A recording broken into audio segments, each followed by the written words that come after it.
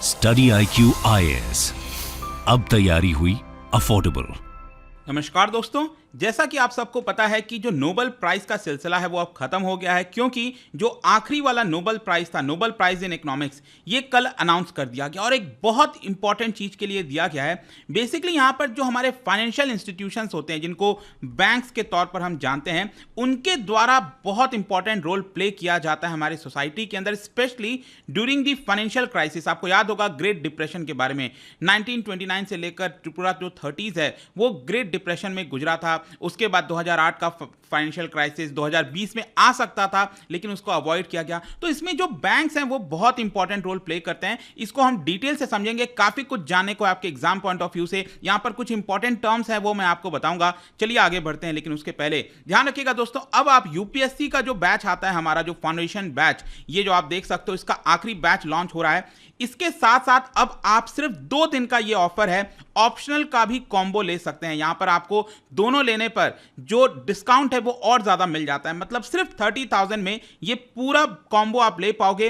And यहां पर आपको कई फीचर्स मिलते हैं, जैसे live classes, 900+ hours of live teaching, notes दिए जाते हैं, आंसर राइटिंग प्रैक्टिस होती है, यहां पर कई सारे जो टेस्ट होते हैं, साथ ही साथ मेंटरशिप भी मिलता है। आपको सिर्फ हमारे वेबसाइट और ऐप पर जाना है और कोड इस्तेमाल करना है अंकित लाइव, ताकि ये पूरा कोर्स आपको सिर्फ 30,000 में मिल जाए। अगर आपको सिर्फ फाउंडेशन बैच चाहिए तो ये आपको सिर्फ 19,000 में मिल जाएगा। इसके अलावा अगर आपको एमसीक्यूज अटेम्प्ट करना है तो मेरे इंस्टा पेज पर जा सकते हैं, वहां पर स्टोरीज में जितने भी एमसीक्यूज हैं उसको आप अटेम्प्ट कर पाएंगे। चलिए शुरुआत करते हैं, लेकिन उसके पहले एक और इंपॉर्टेंट खबर याद रखिएगा दोस्तों, जो हमारा स्टेट पीसीएस है उसका एक अलग चैनल बन गया। अगर आप स्पेसिफिकली पीसीएस की तैयारी कर रहे हैं तो पीसीएस सारथी पर जाइए और इसको सब्सक्राइब करिए।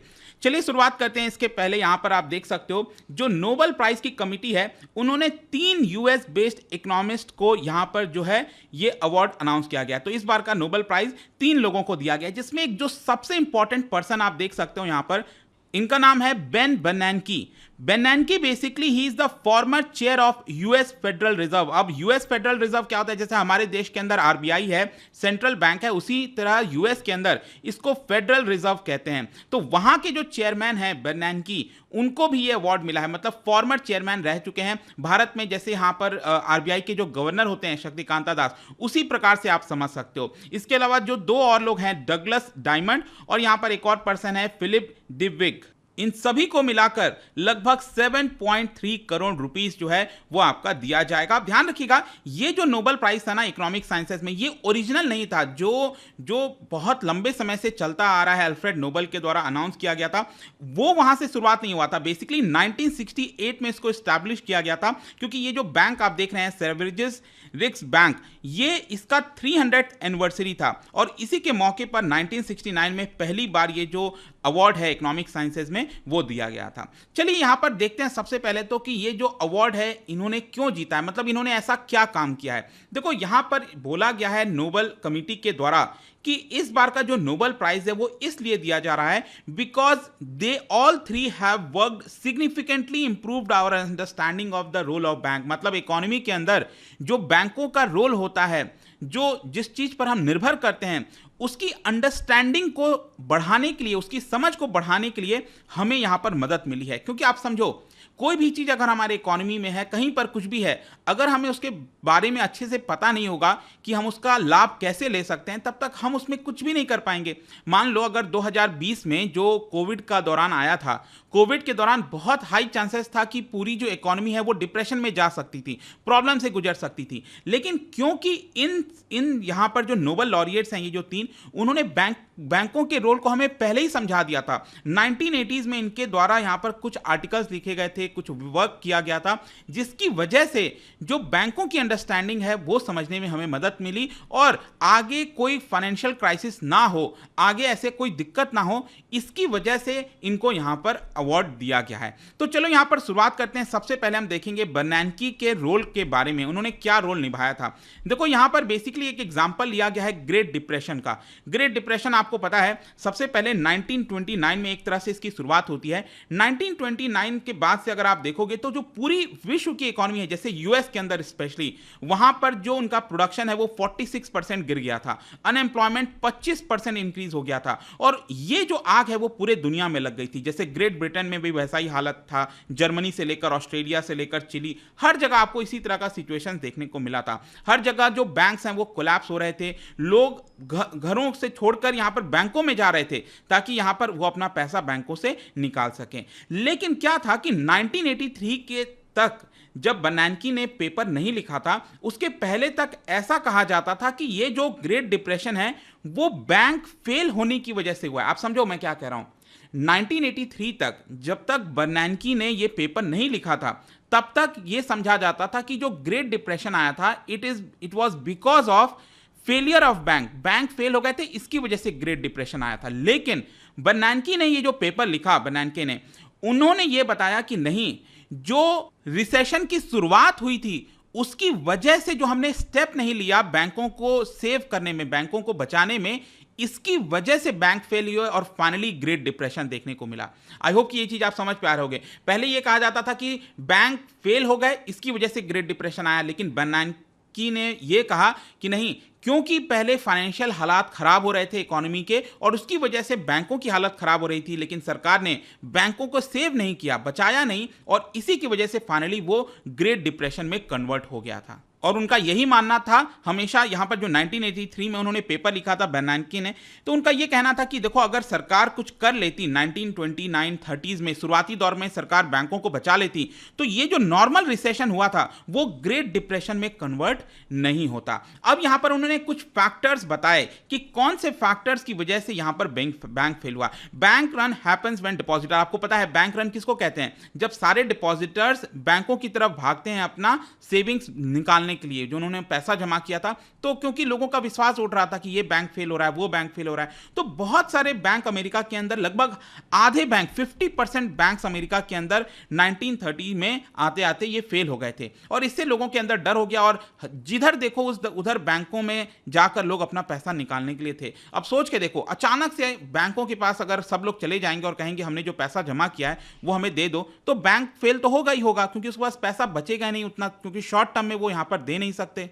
और फाइनली जो बर्नांकी ने पेपर लिखा था उसके अंदर उन्होंने ये दिखाया कि किस तरीके से ये जो फेलियर है वो फाइनली रुका। जो ग्रेट डिप्रेशन हुआ था पूरा 1931, 32, 33, तो आगे आगे चलते चलते यहां पर फाइनली जब सरकार ने बैंकों को बचाने का निर्णय लिया, तब जाकर ये जो ग्रेट डिप्रेशन है उसमें रुकावट आई, अदरवाइज ये लगातार चलता जा रहा था। और आपने देखा होगा आज के डेट में बैंकों को बचाने के लिए सरकार कई तरकीब निकालती है, जैसे कि आपने एक बहुत बड़ा यहां पर सुना होगा, that is deposit insurance provision. मान लो इतने सारे लोग हैं जिनका पैसा जमा है बैंकों के अंदर, किसी का 2 लाख, 3 लाख, 4 लाख, 10 लाख, 50 लाख, जो भी है।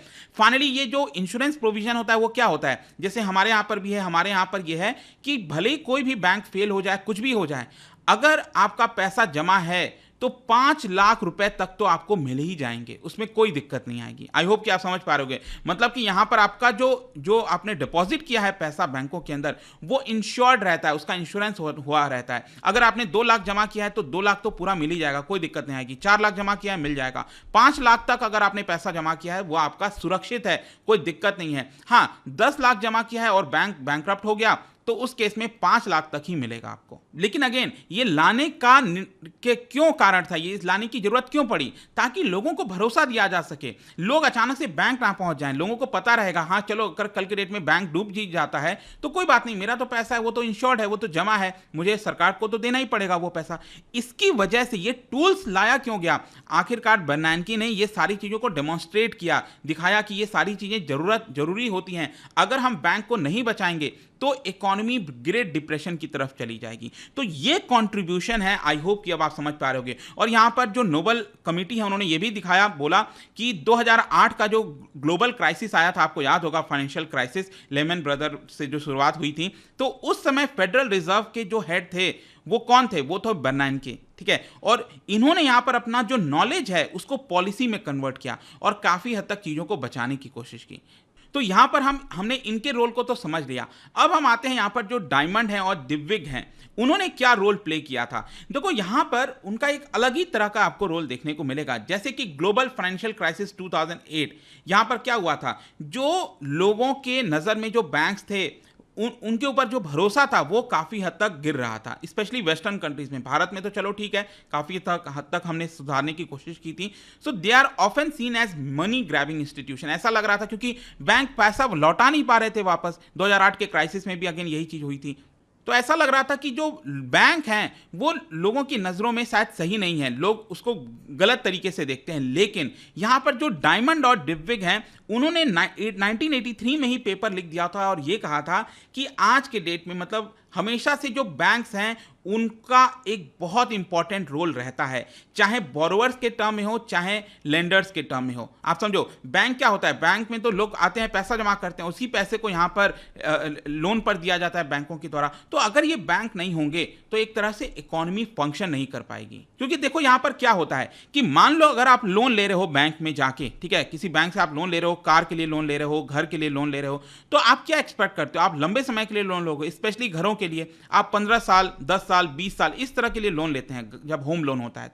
तो यहां पर आप ये एक्सपेक्ट थोड़ी करोगे कि बैंक जो है 5 साल में आपसे पूरा पैसा मांग लेगा। अचानक से अगर बैंक कह दे 3 साल के बाद, नहीं, हमने जो आपको पूरा पैसा दिया था वो आप हमें वापस लौटा दो, तो क्या यहां पर बैंक ऐसा करेगा? नहीं करता है, राइट। अगर बैंक के साथ आपका एग्रीमेंट हो रखा है कि हाँ हम 20 साल तक के लिए आपको लोन दे रहे हैं, तो 20 साल तक ही आपके ऊपर कर्ज है, तब तक आपको ऐसा नहीं है कि पहले आपको पैसा पे करना है। जो रेगुलर बेसिस पर ईएमआई है वही जाता है। और लेकिन इसके साथ साथ आप समझो, अगर आप अपना पैसा बैंक में जमा करते हैं तो आप एक्सपेक्ट करते हैं ना कि जब भी आप जाओगे बैंक अपना पैसा लेने, बैंक आपको दे देगा पैसा।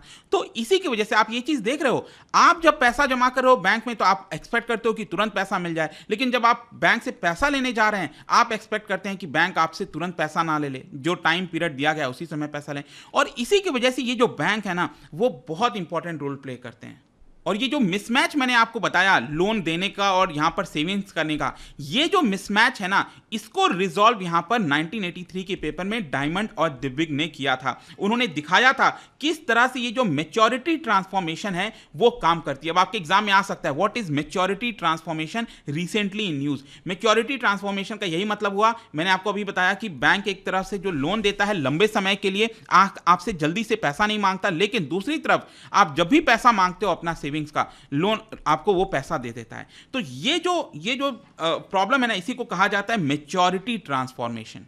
और इसको सही तरीके से चलाने में बैंक एक इंपॉर्टेंट रोल प्ले करता है। तो इसको दिखाया गया इन दोनों इकोनॉमिस्ट के द्वारा, डायमंड और डिविग के द्वारा। आई होप कि आपको समझ में आ गया होगा। सिग्निफिकेंस क्या है, देखो यहां पर नोबेल कमिटी ने यह कहा कि तीनों के द्वारा, बर्नैंकी, डिविग और डायमंड, इनके द्वारा ये जो काम किया गया है वो एक फाउंडेशन बनाता है मॉडर्न बैंक रेगुलेशन का, कि बैंक को किस तरह से रेगुलेट करना चाहिए, उनको सेव करना चाहिए। और स्पेशली 2020 का भी एग्जांपल दिया गया जब पैंडेमिक आया, कि किस तरीके से वो जो पैंडेमिक का दौरान था वो ग्लोबल फाइनेंशियल क्राइसिस में कन्वर्ट हो सकता था, लेकिन इन लोगों की जो नॉलेज थी उसको इंप्लीमेंट किया गया। जैसे कि अगर मैं भारत का आपको एग्जाम्पल याद करो, अगर आप यस बैंक का क्राइसिस आया था, मुझे याद है अभी भी कि कोविड का दौरान चल रहा था और शुरुआती दौर था, और यस बैंक में यहां पर आरबीआई ने क्या किया, वहां पर रेस्ट्रिक्शंस लगा दिए कि जिनका पैसा जमा है वो अचानक से एक बार में बहुत सारा पैसा नहीं निकाल सकते, राइट, रिमेंबर, आई होप कि आपको याद होगा। तो वहां पर मोरेटोरियम की जो बात चल रही थी, तो अगर मान लो अगर ऐसा नहीं करती आरबीआई तो क्या होता, अचानक से सब लोग पैसा लेने चले जाते और यस बैंक डूब जाता। लेकिन आरबीआई ने समझदारी से काम लिया, ये इनकी जो नॉलेज है उनका उपयोग किया गया और फाइनली जितने भी डिपॉजिटर्स थे उनका पैसा सेव किया गया बैंक को बचाकर। अगर वो बैंक डूब जाता तो भारत के अंदर भी एक क्राइसिस आ सकती थी। तो आई होप कि दोस्तों आपको ये समझ में आ गया होगा कि इस बार का जो नोबेल प्राइज है इन इकोनॉमिक्स वो कितना ज्यादा महत्व रखता है, इंपॉर्टेंट रहता है। इसके बारे में डिटेल से आपको समझ में आया होगा। और जाने से पहले एक इंटरेस्टिंग क्वेश्चन, नोबेल प्राइज से ही रिलेटेड यहाँ पर 2 स्टेटमेंट है, आपको बताना है कौन सा राइट है। इसका राइट आंसर आपको पता ही है, मेरे इंस्टाग्राम पर तो मिलेगा ही, वहां पर अगर आप नहीं हो कोई बात नहीं, टेलीग्राम से भी ले सकते हैं इसका सही उत्तर। मैं कई सारे जो एमसीक्यूज हैं वो यहाँ पर स्टोरीज में डालता रहता हूँ। बाकी अगर आपको पीडीएफ चाहिए तो टेलीग्राम पर आइए, अलग अलग सोशल मीडिया पर आप जुड़ पाओगे। और जैसा मैंने बताया, यूपीएससी की तैयारी अब आप कर सकते हैं by using the code Ankit live, ताकि आपको सिर्फ 19,000 में ये पूरा कोर्स मिल जाए। कॉम्बो भी आप ले सकते हो, हमारे कमेंट सेक्शन में जाइए, वहां पर सारे डिटेल्स आपको मिल जाएंगे। आई होप कि वीडियो आपको पसंद आया होगा। मिलता हूं आपसे next time, till then thank you very much, see you soon. Study IQ IAS, अब तैयारी हुई अफोर्डेबल।